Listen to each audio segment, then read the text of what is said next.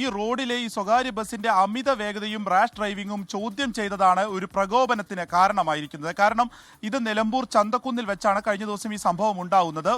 രാത്രിയോടുകൂടി ഈ PCM എന്നുള്ള bus അത് അമിത വേഗതയും റാഷ് ഡ്രൈവിംഗുമായിട്ട് റോങ് സൈഡിലൂടെ കയറി വരികയായിരുന്നു. അപ്പോൾ സ്കൂട്ടറിൽ സഞ്ചരിക്കുകയായിരുന്നു ഈ അഭിഷേകും അവരുടെ സഹോദരിയും. അപ്പോൾ ഈ സ്കൂട്ടർ സ്വാഭാവികമായിട്ടും ഇത് ചോദ്യം ചെയ്തു. അതിനുശേഷം ഈ ചന്തക്കുന്നിൽ നിന്ന് കരിമ്പുഴ എത്തുന്നത് വരെ ഏകദേശം 1 കിലോമീറ്റർ ദൂരമാണ്.